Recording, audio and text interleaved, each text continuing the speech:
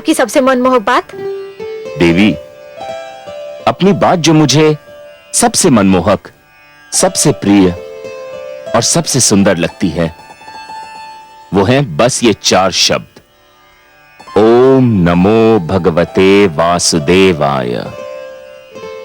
ओम नमो भगवते वासुदेवाय। ओम नमो भगवते वासुदेवाय। ओम नमो भगवते वासुदेवाय। ओम नमो भगवते वासुदेवाय। ओम नमो भगवते वासुदेवाय। ओम नमो भगवते वासुदेवाय। आपकी लीला बड़ी अनोखी है कमल नयन। क्यों महादेवी? जो हिरण्यकश्यपु सृष्टि से आपका नाम मिटा देने का दृढ़ संकल्प लिए है, उसी का पुत्र संसार में आने से पहले ही अपनी माता के गर्भ में आपके नाम की माला जप रहा है। पुत्र क्या कर रहा है और पिता क्या कर रहा है?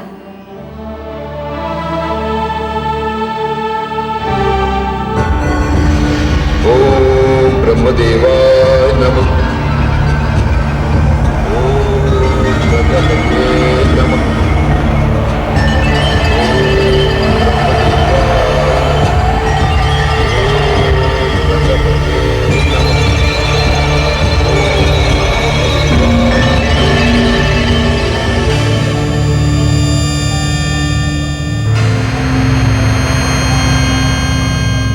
अभिवादन है सूर्यदेव।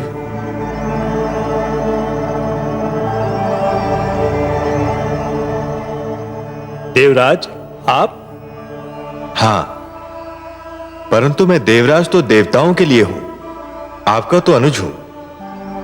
आप मेरे ज्येष्ठ भ्राता हैं। परंतु आप आज मार्ग कैसे भूल पड़े? मैं बहुत कष्ट में हूं सूर्यदेव।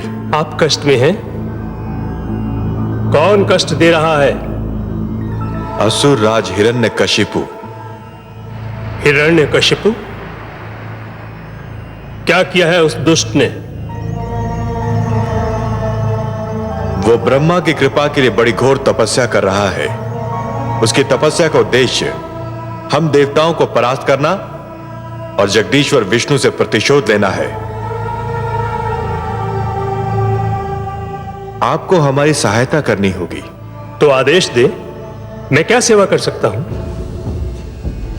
वो हिमालय पर्वत पर तपस्या कर रहा है। मैं चाहता हूं कि आप आज थोड़े समय के लिए उसके निकट अपना रथ रोक लें, बस इतनी देर कि वहां का तापमान इतना बढ़ जाए कि वो सहन न कर सके और अपना तप त्याग दे। मुझे आपत्ति तो नहीं है देवराज, परंतु यदि मैं वहां ठहर गया तो केवल आसपास नहीं, दूर दूर तक उसका प्रभाव पड़ेगा।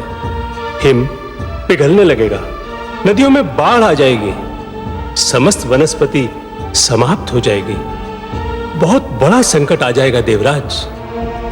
हिरण्यकशिपु की तपस्या सफल हो गई तो उससे भी बड़ा संकट आ सकता है भ्राताश्री।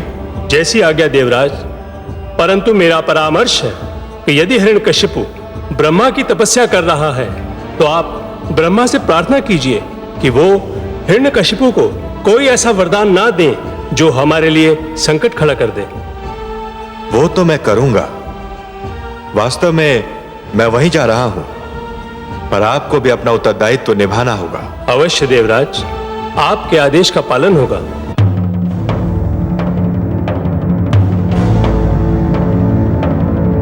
ओम ब्रह्मदेवाय नमः। ओम प्रजापत्याय नमः। ओम ब्रह्मदेवाय नमः। ओम प्रजापत्याय नमः। ओम ब्रह्मदेवाय नमः।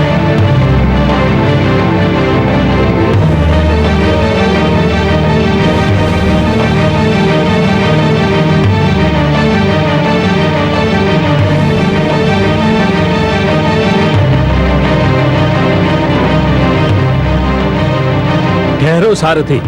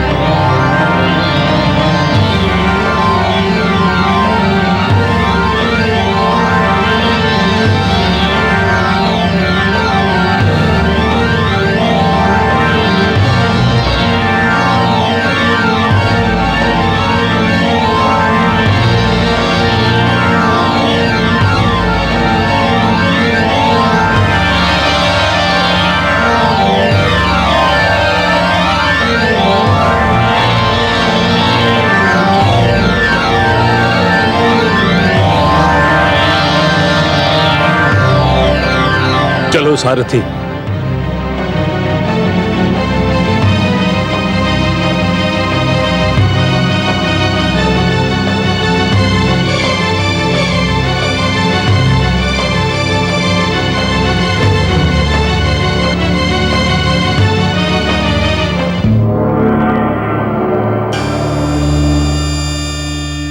प्रणाम हे प्रजापति।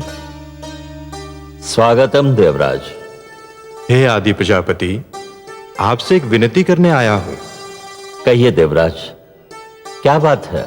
हे ब्रह्मा, आप तो जानते हैं कि असुरराज हिरण्यकशिपु आपकी तपस्या कर रहा है।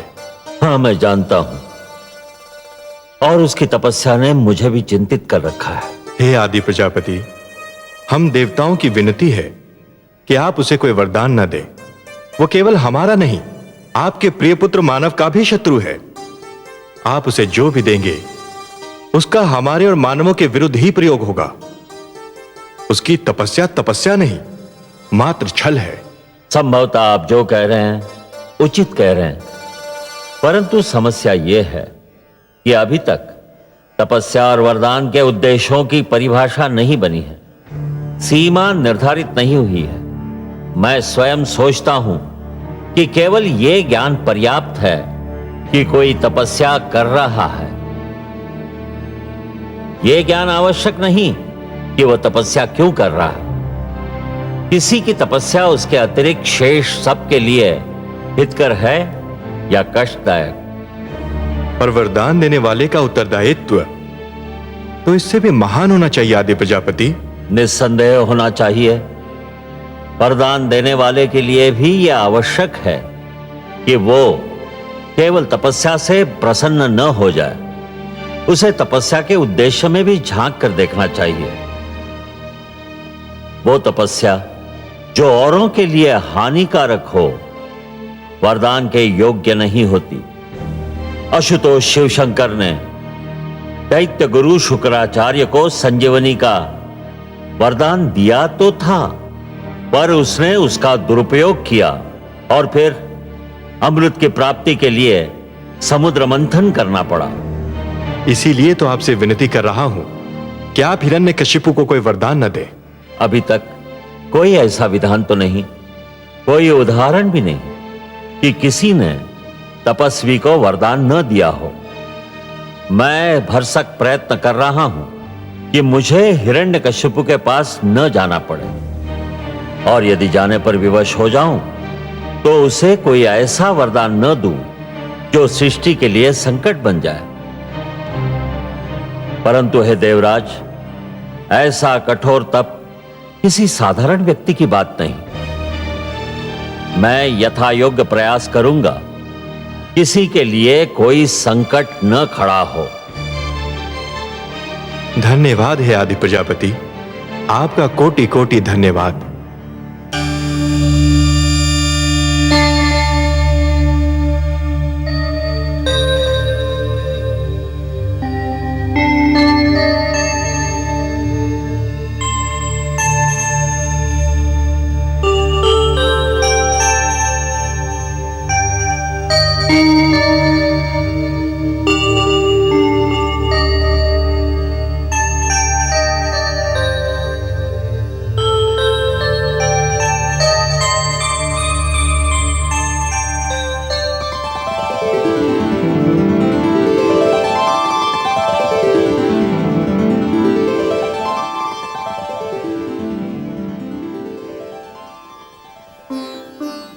किसी बहुत बड़ी गंभीर चिंता में डूबी हुई है महादेवी। बहुत बड़ी उलझन में मन फंसा हुआ लगता है आपका। हम आपकी चिंता में भागीदार नहीं हो सकते। आपसे अपनी चिंता कौन छिपा सकता है कमल नयन? आपकी सिवा किसी की उलझन कौन सुलझा सकता है? आप तो सबके हृदय की बात जान ही लेते हैं। हाँ अंतर्यामी, आपने सत्य कहा। एक अद्भुत उलझन, एक विचित्र चिंता ने मेरे मन को घेर रखा है। वही तो मैं जानना चाहता हूं और आप ही के मुख से सुनना भी चाहता हूं देवी।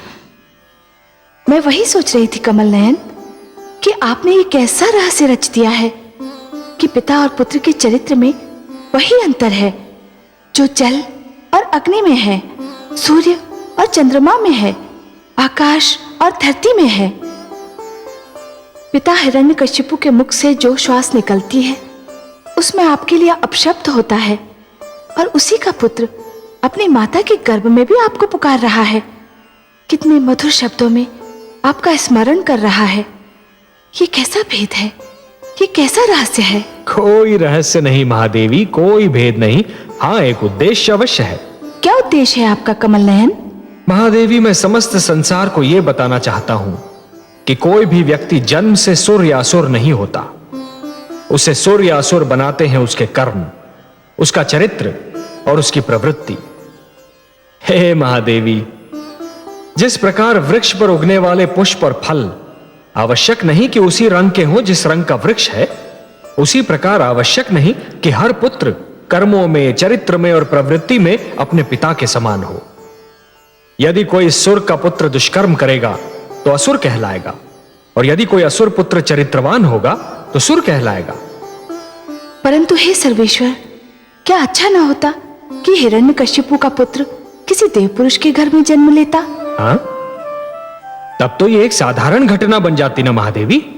ये कहानी इतनी रुचिकर न बन पाती। एक अच्छा कथाकार अपनी कहानी में ऐसे तत्व लाता है, ऐसे मोड़ लाता है जो असाधारण हो, जो असंभव लगते हो, जिनके विषय में पहले कभी किसी ने सोचा ही ना हो। तभी तो एक अनुपम कथा जन्म लेती है ना।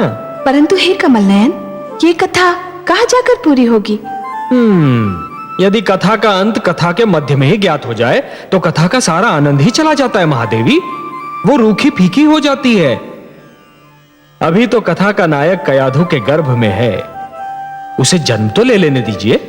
यदि हिरण्यकशिपु की तपस्या सफल हो गई तो इस शिशु का जीवन दूभर हो जाएगा। कथा का एक अंश है हिरण्यकशिपु की तपस्या, कठोर और सराहनीय तपस्या, और कथा का दूसरा अंश है उसके घर एक ऐसे बालक का जन्म जो इतिहास रचने वाला है। महादेवी, इन दो अंशों में से एक अंश भी ना हो तो यह कथा अधूरी रह जाएगी। आप तो बस समय पर दृष्टि रखिए महादेवी। ओम ब्रह्मदेवाय नमः। ओम प्रजापत्याय नमः। ओम ब्रह्मदेवाय नमः। ओम प्रजापत्याय नमः। ओम ब्रह्मदेवाय नमः। ओम प्रजापत्याय नमः। ओम ब्रह्मदेवाय नमः।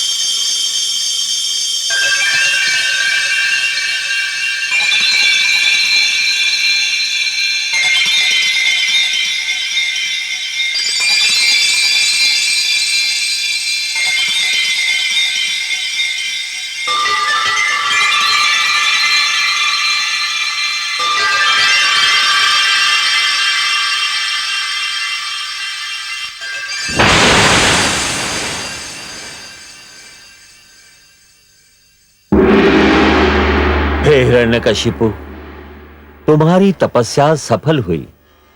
नेत्र खोलो।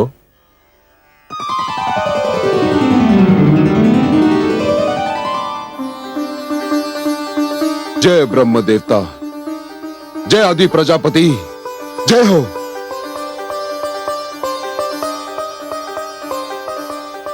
मांगो, वरदान मांगो। तुम्हारी तपस्या ने मुझे प्रसन्न कर दिया है। क्या चाहिए तुम्हें? हे विधाता, यदि आप मेरे कठोर तप से प्रसन्न हैं, तो मुझे ये वरदान दीजिए कि मैं मृत्यु पर विजय प्राप्त कर लूं।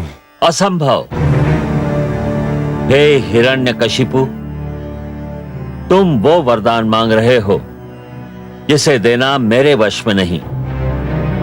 जीवन और मृत्यु सृष्टि के ऐसे नियम हैं जिन्हें कोई नहीं तोड़ सकता।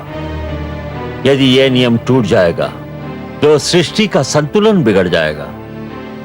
यूं भी मृत्यु भोले शंकर महादेव का क्षेत्र है और मैं उस क्षेत्र में हस्तक्षेप भी नहीं कर सकता। मैं तुम्हें मृत्यु पर विजय पाने का वरदान देने में असमर्थ हूं। कुछ और मांगो। तो मृत्यु पर विजय प्राप्त करने के अतिरिक्त मैं जो भी मांगूंगा आप मुझे देंगे ब्रह्मदेव? मैं वचनबद्ध हूं। प्रजापति, फिर मैं ये वरदान मांगता हूं कि ना मैं घर के भीतर मरूं और ना घर के बाहर। तथास्तु।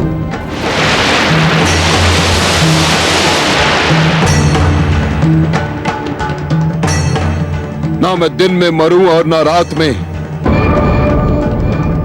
तथास्तु।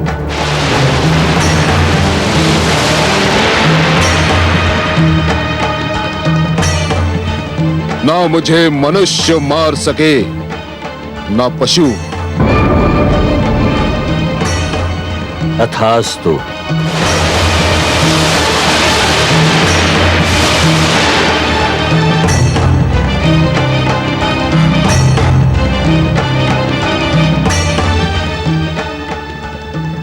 ना मैं अस्त्र से मर सकूं ना शस्त्र से। तथास्तु।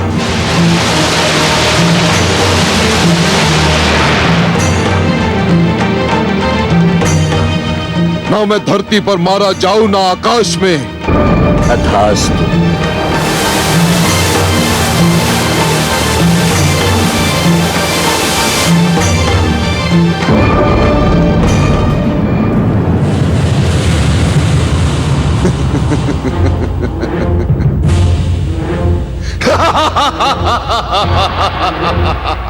विष्णु, अब तेरे दिन समाप्त हुए। यदि तू अमर है तो मैं भी नहीं मर सकता। मैंने ब्रह्मा को भरमा दिया। मैंने उन्हें अपने शब्दों के जाल में फंसाकर उनसे वही वरदान मांगा जो वो नहीं देना चाहते थे। विष्णु, अब मैं सर्वशक्तिमान हूं। सर्वशक्तिमान हिरण्यकशिपु।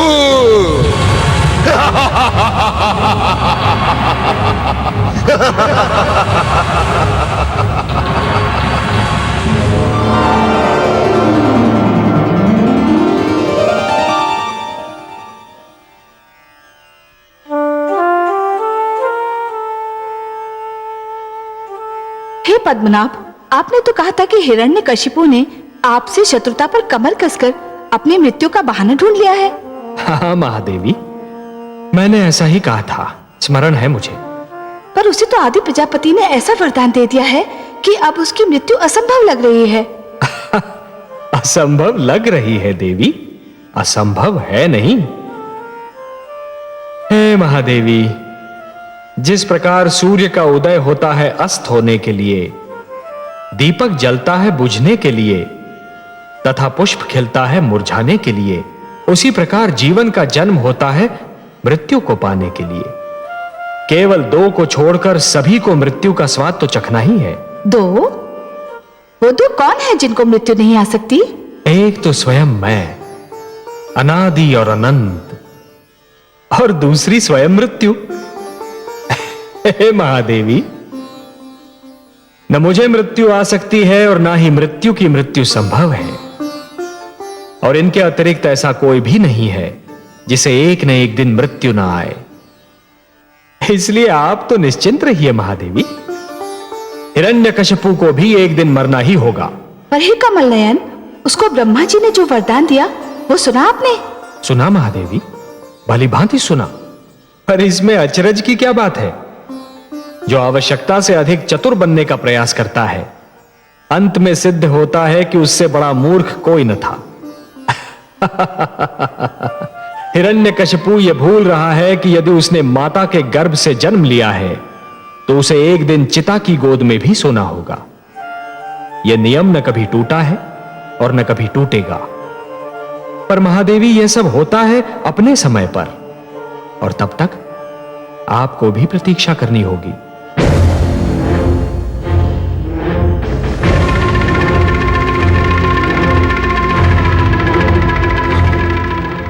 महारानी कयादू, महारानी कहां है आप?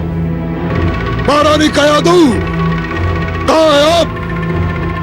महारानी,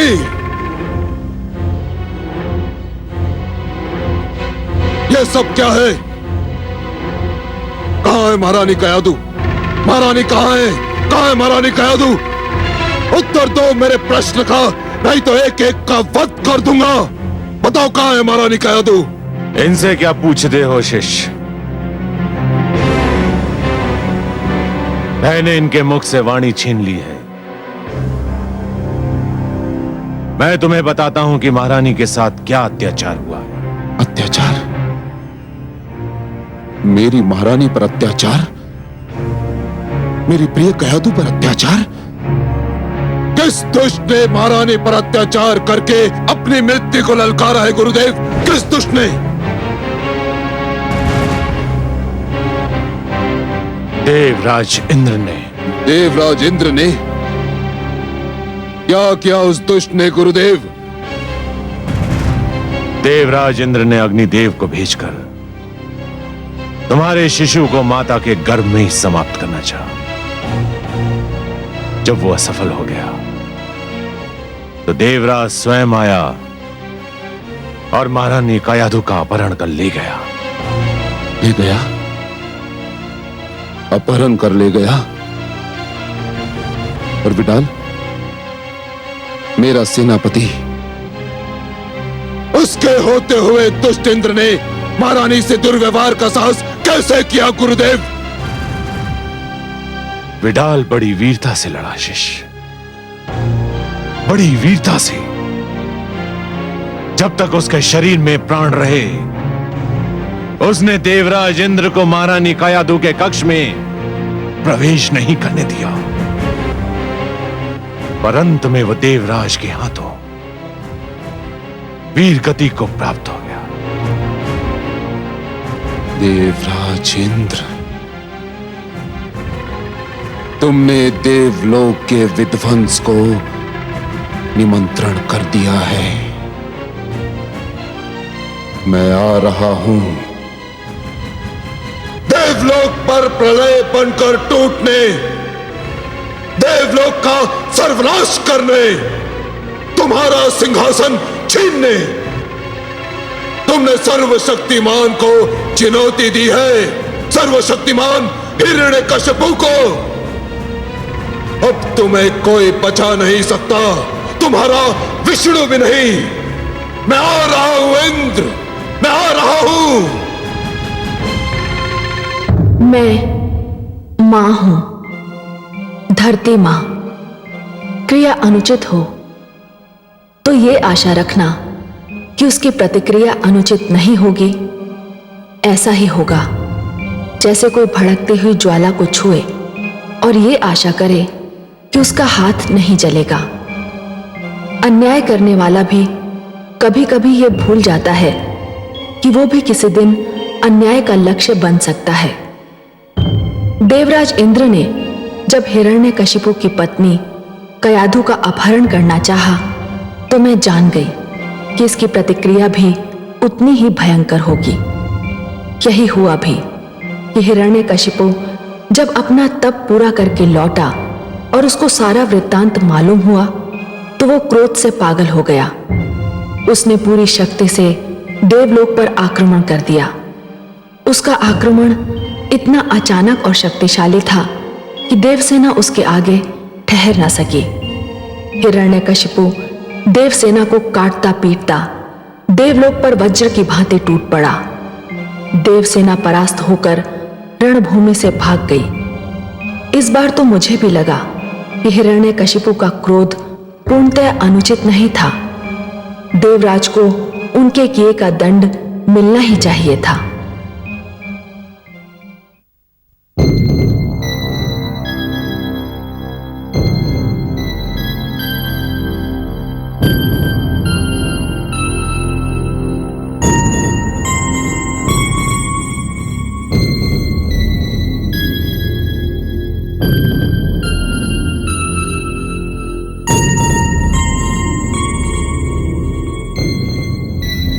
देवराज,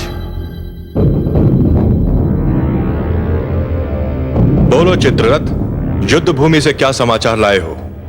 देवराज, हम हार गए। हमारी सेना परास्त हो गई। क्या क्या कह रहे हो तुम? हाँ देवराज, हिरण्यकशिपु श्री ब्रह्मा से वरदान पाकर इतना शक्तिशाली हो गया है कि हमारी समस्त सेना उसके सामने ठहर न सकी। और वो आपकी सभा में किसी भी क्षण आ सकता है।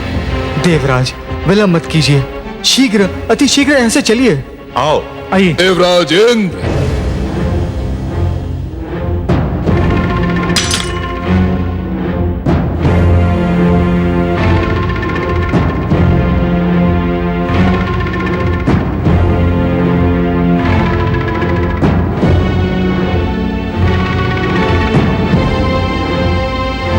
देवराज इंद्र, अपने अस्त्र फेंक दो और अपनी पराजय स्वीकार कर लो।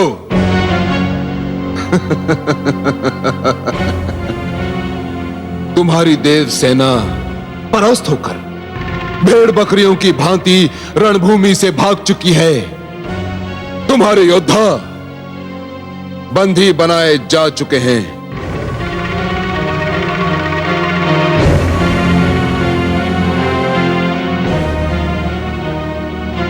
तुम अब देवराज नहीं, एक दुर्बल और शक्तिहीन व्यक्ति रह गए हो।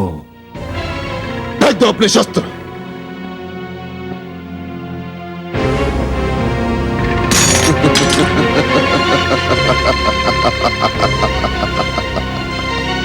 असुर राज्य हिरण्यकश्यप की।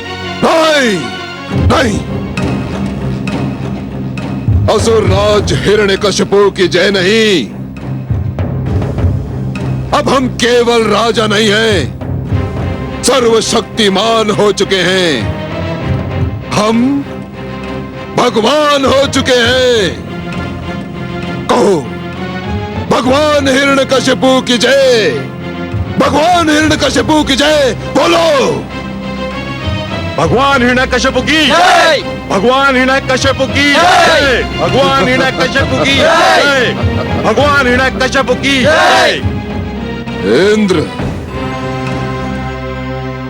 मन तो करता है कि तुम्हारे हाथ काट कर फेंक दूं, जिनसे तुमने महारानी कयादू को छुआ होगा। तुम्हारे नेत्र फोड़ दूं, जिनसे तुमने उन्हें देखा होगा। तुम्हारी जीभ काट कर फेंक दूं, जिनसे तुमने महारानी के लिए अपशब्दों का प्रयोग किया होगा। किंतु मेरा लक्ष्य तो तुम्हारे परम पूज्य भगवान विष्णु हैं।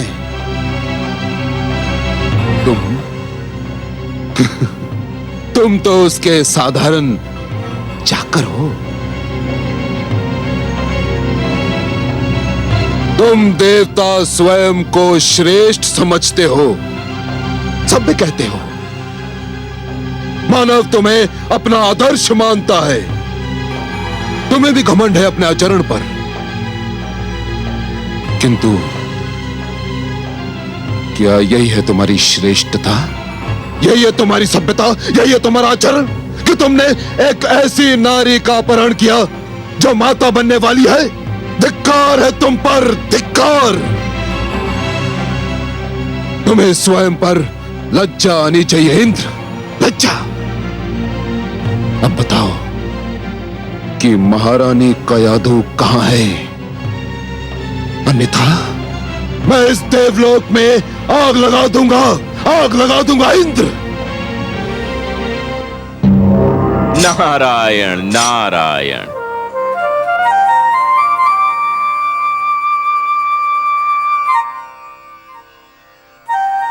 हे असुरराज, आग की लपटें महारानी कयाधु की कुशलता का समाचार नहीं दे सकती। वह तो केवल मैं दे सकता हूं, क्योंकि आपकी महारानी मेरे आश्रय में है। वे इस समय मेरे आश्रम में विश्राम कर रही हैं। वे कुशल हैं, सुरक्षित हैं। तो आप महारानी को अपने संग क्यों नहीं लाए देवर्षि? असुरराज, वे स्थिति में नहीं है कि कहीं आ जा सकें। मैंने यही उचित समझा कि इस समय उन्हें विश्राम करने दूं। देवर्षि, मैं आपका आभारी हूं। महारानी की कुशलता का समाचार सुनाकर आपने मेरे क्रोध को शांत कर दिया है।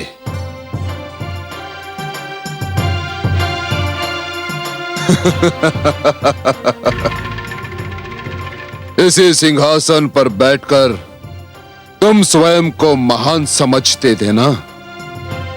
इसी सिंहासन ने तुम्हें महानता प्रदान की थी ना? किंतु अब ये जान लो इंद्र कि ये सिंहासन अब मेरा है और मेरा ही रहेगा, और तुम सबको मेरी महानता के समक्ष सिर झुकाना ही होगा। सेनापति अश्वमित्र। आज्ञा भगवान। देवराज इंद्र को समस्त देवताओं सहित देवलोक की सीमाओं से बाहर निकाल दो, और इनमें से यदि कोई भी उत्पात करने की चेष्टा करे तो उसके पैरों में बेड़ियां डालकर कारागार के अंधेरों में फेंक दो। जाओ।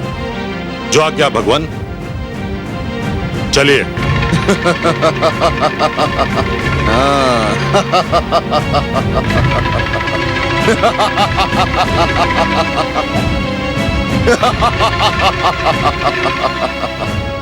नारायण नारायण।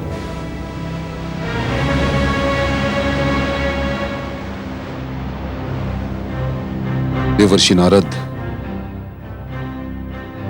मुझे विष्णु के नाम से घृणा है, किंतु आपने महारानी की रक्षा करके मुझ पर ऋण का ऐसा बोझ रख दिया है कि मैं जीवन भर अपना सिर नहीं उठा सकता।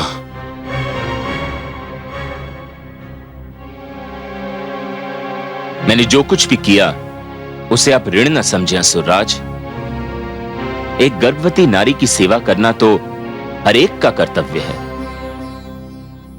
महारानी कयाधु के मुख पर से तो इस अवस्था में तेज की किरणें फूटती दिखती हैं। मुझे विश्वास है कि वे एक बहुत प्रतापी शिशु को जन्म देने वाली हैं। देवर्षि, ये कहकर तो आपने मेरी व्याकुलता और भी बढ़ा दी है। मैं महारानी का भी और इसी समय देखना चाहता हूं। आइए। चलिए।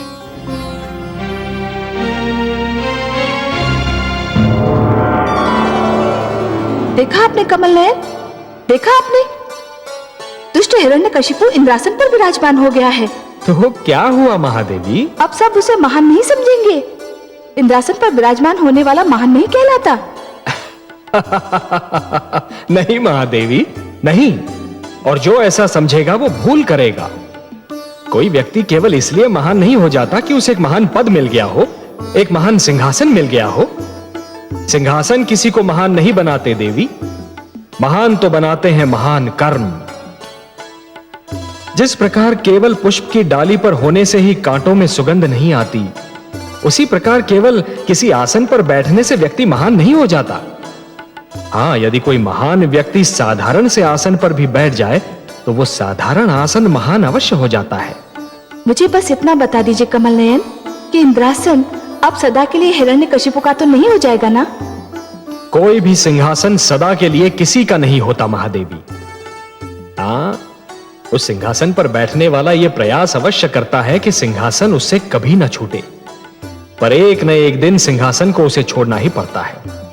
अब देवराज को ही देख लीजिए, क्या उन्होंने कभी सोचा था कि इंद्रासन उन्हें छोड़ना पड़ेगा? परंतु आज उन्हें विवश होकर, अपमानित होकर इंद्रासन को छोड़ना ही पड़ा। हिरण्यकशिपु भी सदा के लिए इस सिंहासन पर कदापि नहीं रह पाएगा। पर हे कमल नयन, आज तो वो विजयी है, उसने देवताओं को भी परास्त कर दिया है। विजय और पराजय का यह क्रम तो चलता रहता है देवी, और चलता भी रहेगा। परंतु देवराज को पराजय का मुख इसलिए देखना पड़ रहा है कि उन्होंने एक नारी का अपहरण किया था, उसके गर्भ में पल रहे शिशु को मारने का प्रयत्न किया था। और ये सारे अपराध ऐसे अक्षम्य अपराध हैं महादेवी कि जिनके लिए सिंहासन छूटना और पराजय का मुख देखना तो साधारण सा दंड है। आपसे मैं सहमत हूं कमल नयन, आपके सुंदर मुख से निकलने वाले एक एक शब्द से मैं अक्षरशः सहमत हूं। देवराज को दंड मिलना ही चाहिए था। हां महादेवी, यही नियम है। जो जितना बड़ा अपराध करता है उतना ही बड़ा दंड पाता है। इसलिए बुद्धिमान व्यक्ति तो केवल वही है जो कोई भी कार्य करने से पहले एक बार नहीं 100 बार विचार कर ले कि उस कार्य का परिणाम क्या होगा। हे कमल नयन, मैं तो बस इतना ही जानती हूं कि आप जो कहते हैं वही सत्य है और आप जो करते हैं वही उचित होता है।